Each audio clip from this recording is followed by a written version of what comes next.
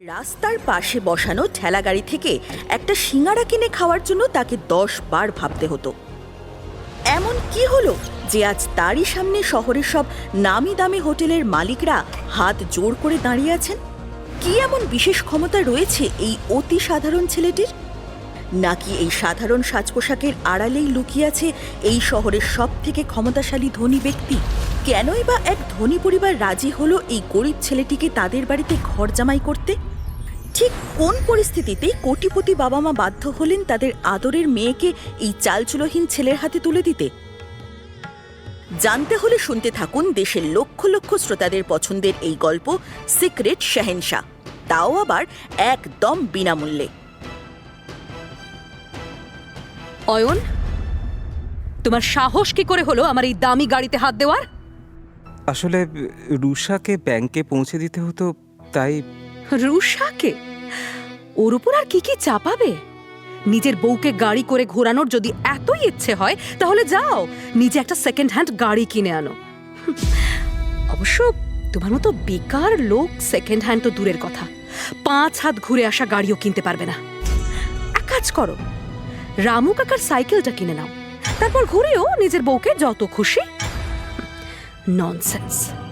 ইস, গাড়িটা তো নিয়ে গেছোই, আবার ওটাকে নোংরাও করে নিয়ে এসেছো। এক্ষুনি পরিষ্কার করো। নিজের গায়ের জামাটা খুলে ওটা দিয়েই পরিষ্কার করবে, বুঝেছ? শোনো, লন্ডন থেকে আমার বেস্ট ফ্রেন্ড আসছে, মায়ের গাড়িতে করে আমাকে একটু এয়ারপোর্ট পৌঁছে দেবে? আসলে তোমার মা আমাকে ওনার গাড়িতে হাত দিতে বারণ করেছেন। শোনো, যেভাবেই হোক অন্য একটা গাড়ির ব্যবস্থা করো, গাড়ি ভাড়া করো, ট্যাক্সি ডাকো।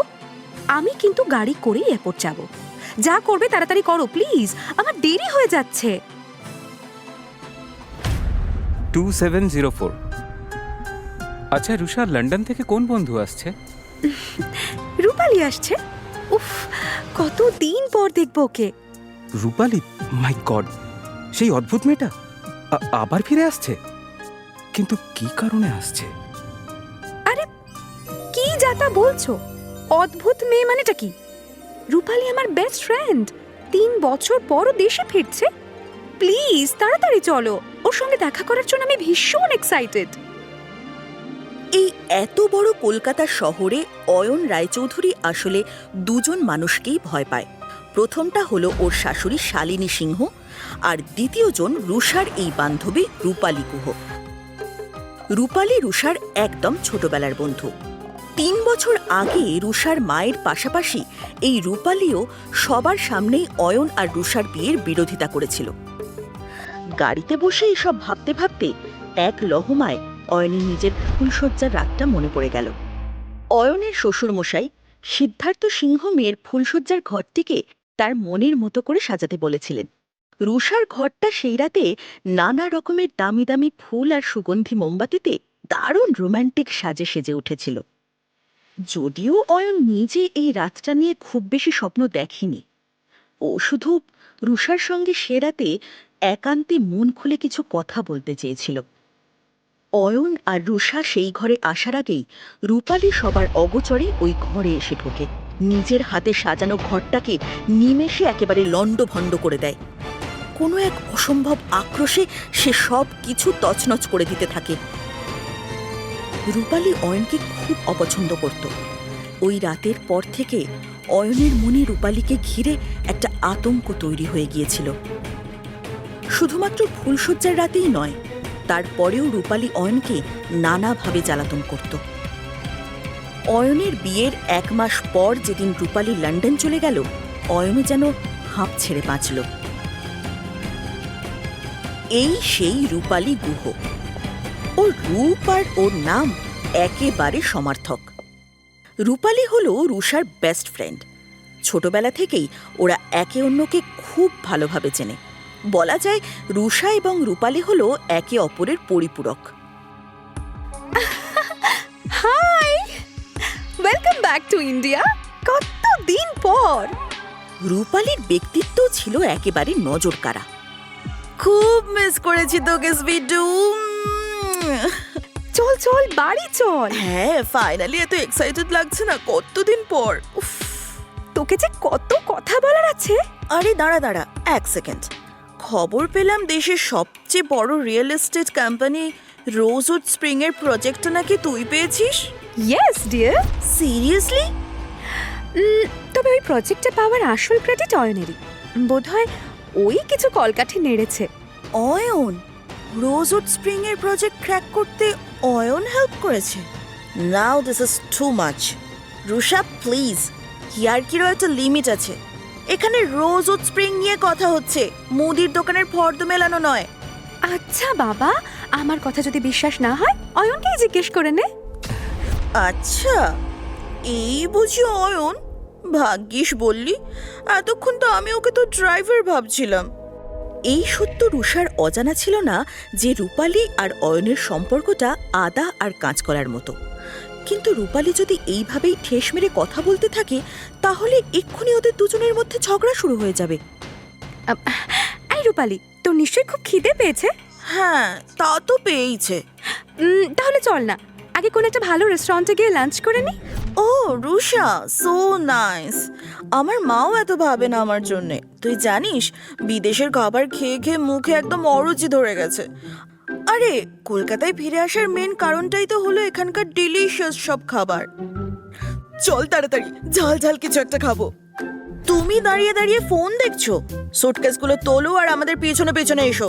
তুমি কি চাও রুষা এই ভারী লাগেজগুলো বয়ে নিয়ে যাক? চল চল, আর দেরি করিস না, খুব খিদে পেয়েছে আমার। আচ্ছা রুষা, তোর তো অয়নকে তেমন পছন্দ নয়, তাহলে একটা কাজ কর না, যত তাড়াতাড়ি পারিস ওকে ডিভোর্স দিয়ে দে। আমি তো এসেই গেছি, আমি তোকে আমার ফ্রেন্ড লিস্টের সব হ্যান্ডসাম ছেলেদের সঙ্গে আলাপ করিয়ে দেব। কেউ নতুন কোম্পানিও ওপেন করেছে, কেউ ফ্যামিলি বিজনেস সামলাচ্ছে। তবে একটা কথা জোর দিয়ে বলতে পারি রুষা, তোর এই অয়ন ওদের কারোর নখের যোগ্য নয়। রূপালী, তুই তুই প্লিজ একটু চুপ কর, আগে আমার কথাটা শোন। এসব এসব কি উল্টোপাল্টা বলছিস তুই? আমি অয়নকে কোনো ডিভোর্স দিচ্ছি না, অ্যাটলিস্ট যতদিন না ও নিজে আমাকে ডিভোর্স দিচ্ছে। ওকে, বুঝতে পেরেছিস? রূপালী কিছুতেই বুঝতে পারছিল না যে কোটিপতি বাবার মেয়ে হয়ে রুষা কেন এই চালচুলোহীন ছেলেটাকে ছাড়তে পারবে না। রুষার রোজউড স্প্রিং এর ডিলটা ক্র্যাক করার পিছনে কি সত্যিই অয়নের কোনো ভূমিকা আছে? কিন্তু সেটা কিভাবে সম্ভব? রুষা, কি ব্যাপার রে? তুই ভাড়া গাড়িতে ঘুরছিস? তোদের গাড়িগুলো কি হলো? তোর কাছে কি এখন আর নিজের গাড়িও নেই নাকি? না মানে, তুই তো জানিস আমার তো ড্রাইভিং লাইসেন্সটা এখনো আসেনি, তাই। অয়ন, তুমি তো ড্রাইভিং জানো, ব্যাপারটা কি বলো তো? তোমার নিজের কোনো গাড়ি নেই? না, আমার গাড়ি কেনার সামর্থ্য নেই। অয়নের এই উত্তর শুনে রূপালী খুবই হতাশ হয়। এরপর ও আর কি বলবে সেটাই বুঝে উঠতে পারে না। ওর বেস্ট ফ্রেন্ডের কাছে বিয়ের পর নিজের একটা গাড়িও নেই। ছাপোষা গরিব অয়নকে তো ওর কোনোদিনই পছন্দ নয়। ঠিক সেই কারণেই ওদের বিয়ের বিরোধিতা করেছিল ও। আরে এবার চল তো, খিদে পেয়েছিল না তোর? ওদের তিনজনকে নিয়ে গাড়ি এসে দাঁড়ায় কলকাতার বিখ্যাত রেস্টুরেন্ট দ্য হেরিটেজের সামনে। লিসেন, আমি আর রুষা ভিতরে ঢুকছি, তুমি আমার লাগেজগুলো নিয়ে পেছনের সার্ভিস ডোর দিয়ে এসো, কেমন? চল রুষা, আমরা ভেতরে যাই। হেরিটেজ রেস্টুরেন্টের প্রতিটা জিনিসের মধ্যেই আভিজাত্যের ছোঁয়া রয়েছে। এখানকার সাজসজ্জাই বলে দেয় যে এই জায়গা সাধারণ মানুষের ধরাছোঁয়ার বাইরে। আপনাদের এখানে কি প্রাইভেট ডাইনিং রুম অ্যাভেলেবল আছে? আমরা তো তিনজন আছি, টেবিল হলেই চলবে আমাদের। রূপালী এটা কিছুতেই মানতে পারছিল না যে ওকে অয়নের মতো একটা ক্লাসলেস ভিখিরির সঙ্গে একই টেবিলে বসে খেতে হবে। ঠিক তখনই হোটেলের ম্যানেজার বলেন, good afternoon ma'am, I am really sorry to say যে এই মুহূর্তে আমাদের কাছে কোনো প্রাইভেট রুম অ্যাভেলেবেল নেই আর টেবিলও ফাঁকা নেই। কোনো ব্যাপার না, আমরা না হয় আরেকদিন আসবো। এখন তাহলে অন্য কোথাও যাই, কি বলিস? আরে অয়ন স্যার, আপনি নিজে কেন সুটকেস নিয়ে এসেছেন? আমাকে একটা ফোন করতে পারতেন, আমি বাইরে চলে আসতাম। এক্সকিউজ মি, মনে হয় আপনার কোথাও একটা ভুল হচ্ছে। ও তো আমাদের বাড়ির চাকর, আমাদের সঙ্গেই এসেছে। না ম্যাডাম, আমার কোনো ভুল হয়নি। আর যাই হোক, ওকে চিনতে আমার ভুল হতে পারে না। অয়ন স্যারের জন্য তো আমাদের এতগুলো হোটেল চেন রমরমিয়ে চলছে। আরে আপনার প্রাইভেট রুম চাইছিলেন না? হ্যাঁ, প্রাইভেট রুম চেয়ে তো ছিলাম, কিন্তু আপনিই তো বললেন যে রুম বা টেবিল কিছুই অ্যাভেলেবেল নেই।